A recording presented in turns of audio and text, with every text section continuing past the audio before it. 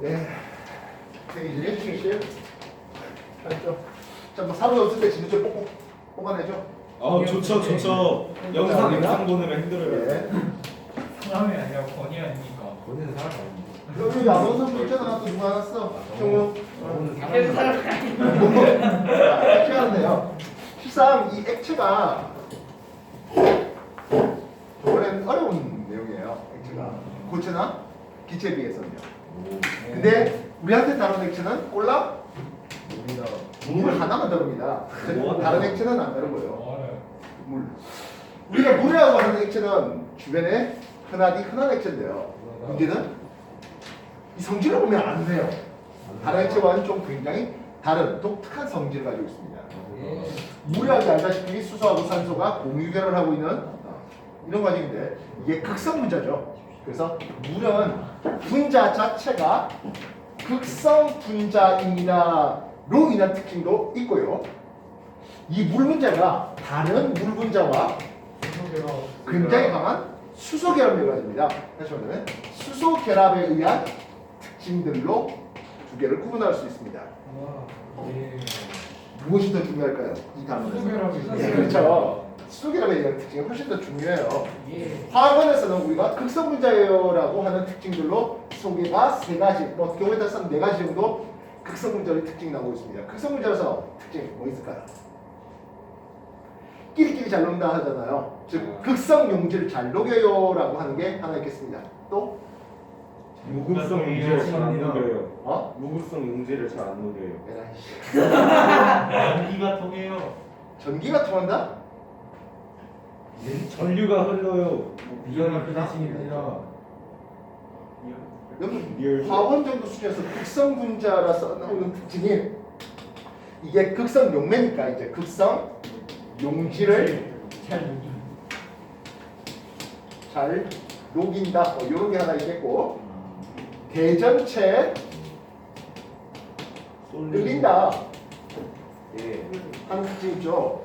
물을 쫄쫄쫄 내립니다. 여기에 플러스 대전체를 가져가면 이렇게 휘게 되는데요. 왜 그렇습니까? 하네요. 산소가 부분적인 음절을 띄고 있죠. 네. 그래서 산소 파트가 이렇게 되면서 끌리는 것을 볼 수가 있습니다. 마이너스 대전체를 가져가면 그러면 밀릴까요? 아니요, 그냥 이것도 끌려요. 그럼 어떤 부분이 끌려면 이렇게 산소 파트가 끌리는 과정을 보겠죠. 예. 됐어요? 예. 그리고 EF 쓰면 뭐지? 일렉트릭 필드, 전기장 속에서 규칙적인 배열을 가지고 있죠. 즉 우리가 플러스 마이너스 걸어주는 상태라고 해보자고요. 됐습니까? 그럼 물 분자도 어떻게 배치를 가지니까 하면 이런 식으로 배치를 가지게 되겠습니다. 이해됐어요? 그러면 무극성 분자 전기장 내에서 말 그대로 랜덤한 배치를 가지게 되겠습니다. 추가적으로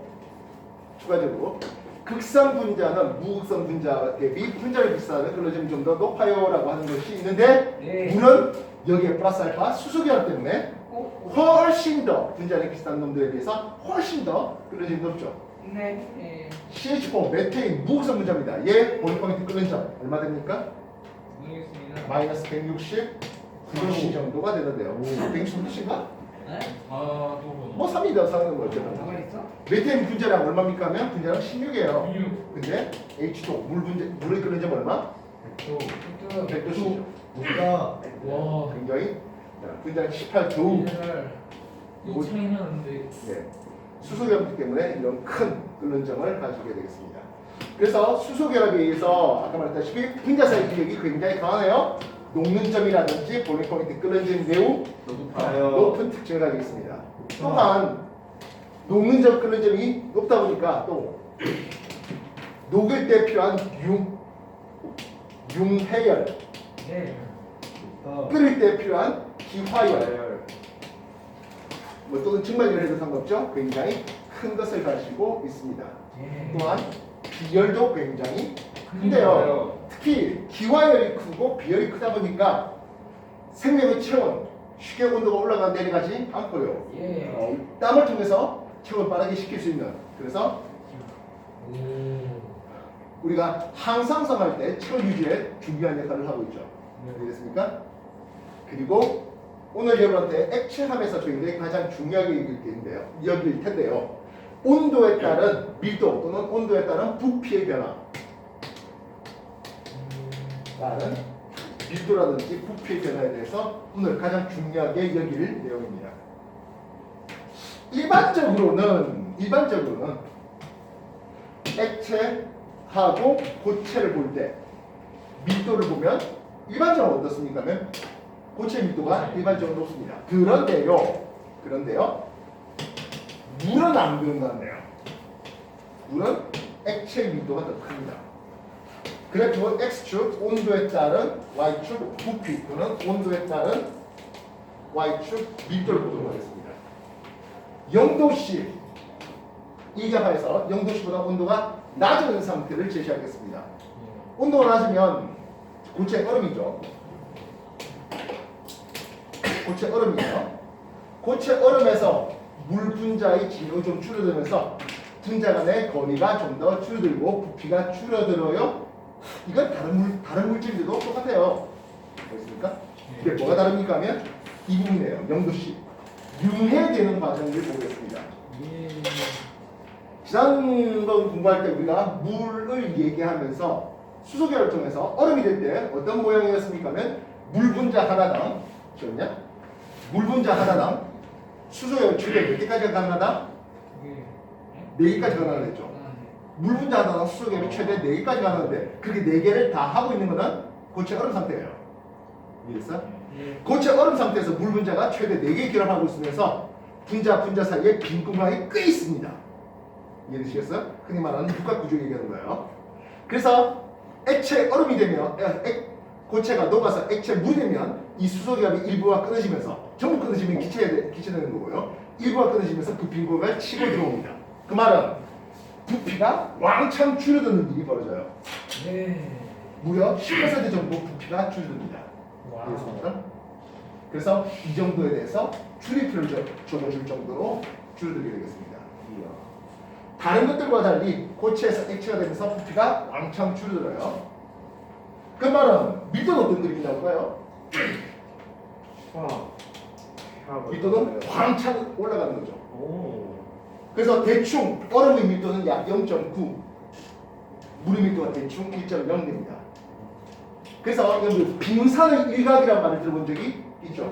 무슨 뜻입니까 하면 빙산 중에서 90%는 가라앉아 있고 10% 정도는 떠 있습니다. 무슨 뜻인지 알겠어요? 만약에 밀도가 0.1인 어떤 고체가 있다면 10% 가라앉아 있고 90%는 떠 있습니다. 이해됐어요? 얼음의 밀도가 약 0.9 정도 됩니다. 물보다 90% 정도 밀도예요. 그래서 90% 정도 가라앉아 있고 10% 정도 떠 있는 그런 그림이 되겠고, 여러분들이 나중에 중력이라는 것을 물리에서 공부가 아직 안 들었을 것 같은데 배웠습니까? 중력을 배우는 공식입니다. 로지 뭐예요?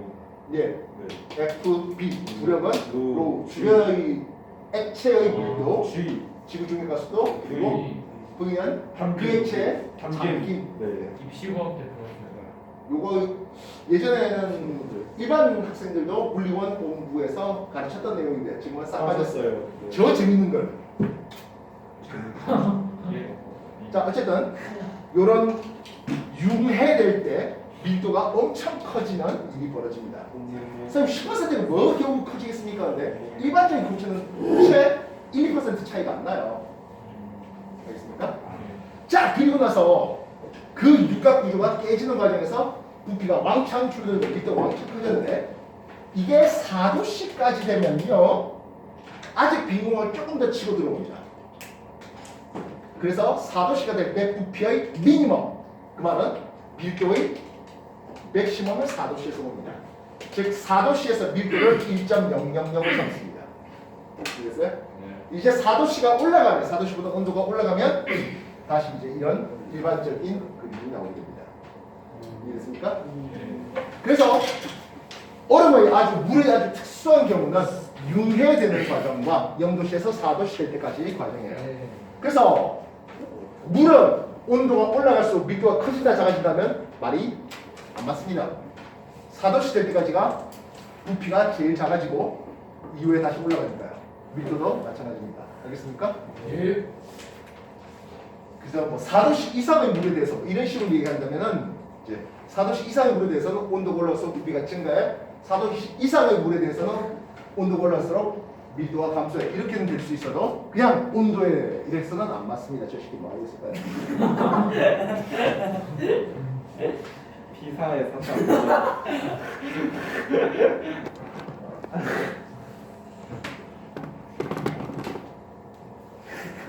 이거의 무게중심 찾아봐. 물리 시간에 무게 물리 시간 무게중심 배웠으니까. 되겠어요? 네. 이게 생명체 살아갈 때 꽤 중요한 역할을 해줍니다. 중요한 거. 왜 중요한데? 우리가 호수에 물이 이렇게 담겨져 있어요. 전체적으로 4도씨가 되고요. 이후에 3도씨 물은 가라앉아 못 가라앉아? 못 가라앉아요. 그 3도씨 물이 2도씨, 2도씨, 0도씨가 되고 얼음으로 얼어버립니다. 그렇게 되면 얼음이 일종의 단열층의 역할을 하면서 안쪽에 액체 상태의 물을 보존해주네요.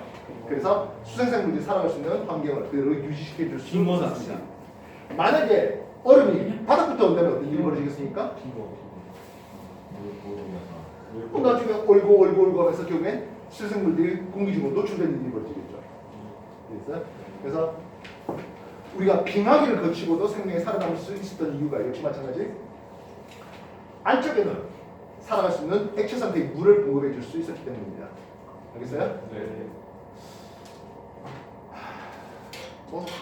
다 아는 거 재미없어 그런 거죠? 너무 마지막은 수면장면. 네 그렇습니다. 소면 장면인데요. 물을 한 방울 떨어뜨릴 때 이제 동그랗게 나오는 것을 볼 수 있습니다. 물들다가 서로 응집하려고 하는 표면장면이 있기 때문인데요. 표면장면 온도가 올라가면 표면장면이 커져야 작아져요? 나가줘요. 작아져요. 그래서 온도를 높인 물, 뜨거운 물을 집어넣으면 옆으로 많이 퍼집니다. 표면장면을 약화시킬 수 있는 물질들이 있는데요. 뭐라 그럴까요? 초용해. 표면장면을 약화시킬 수 있는 물질은 계면 활성제가 있습니다. 오. 대표적인 계면 활성제가 뭐 비누라든지 뭐 세제 이런 것들이 계면 활성제 역할을 해서 만약 비누물 집어서 놔두면 역시 이런 거 많이 퍼지는 것을 볼 수 있죠. 물은 표면장이 굉장히 크다 했는데요. 물보다 표면장이 더 큰 대표적인 액체가 하나 있을 것 같아요. 수은. 그렇죠? 수은. 오. 송쟁이가 물 위에 떠서 살고 있습니다. 송쟁이가 물의 표면장을 딛고 서 있는 건데요. 게다가 그래서 만약에 송쟁이가 있는 데다가 에탄올 뿌려요. 에탄올이 물의 표면장을 약화시킬 수 있습니다. 그럼 가라앉나요? 예. 표면.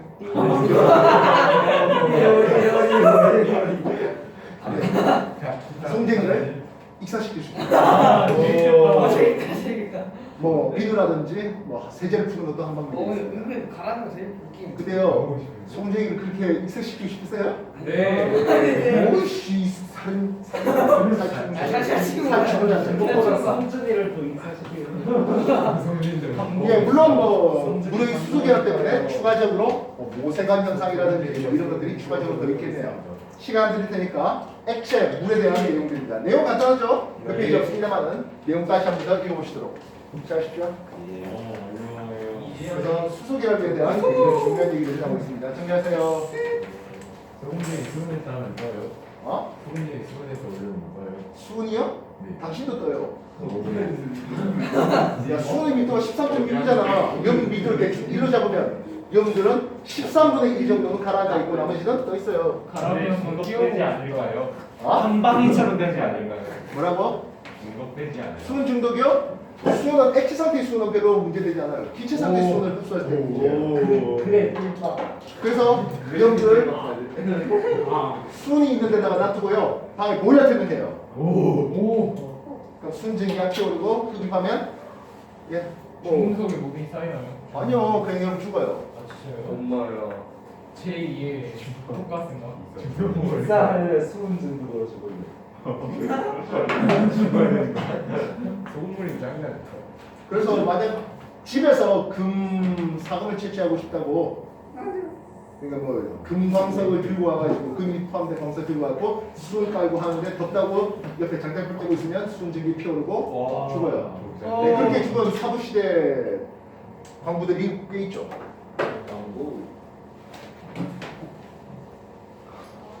그 철광석을 금 광석을 깨가지고 수은에다가 담으면 금은 밀도가 수은보다 더 크니까 가라앉아요. 나머지 돌들은 위에 뜨고요. 그렇게 해서 금을 채취하는 게 일반적인 방법이었어요. 근데 아까 말했지만 온도가 올라가면 수은 증기가 피어올라요. 수은은 나중에 여러분들 그 증기압 얘기할 텐데 수은 증기압은 그렇게 크지 않거든요. 네. 근데 온도가 올라가면 어느 정도 증기가 올라가고 그게 되면 치사량 이상의 수은을 흡입하면 죽어요. 아까 말했지만 액체 상태의 수은은 아무리 주물러도 문제될 건 없어요. 점을 딱 마셔도. 몸이 수은 직접 들이마신 양반도 있죠. 옛날에 죽었어요.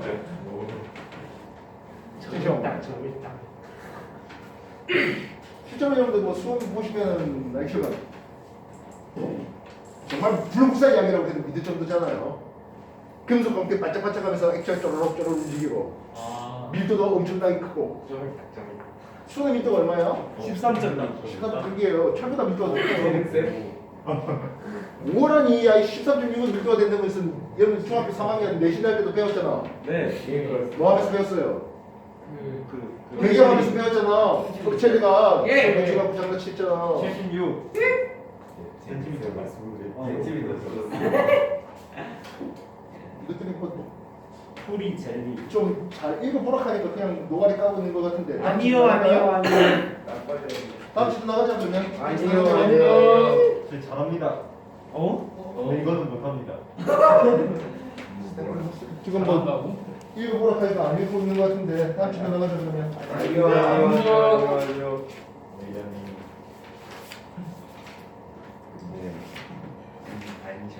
어?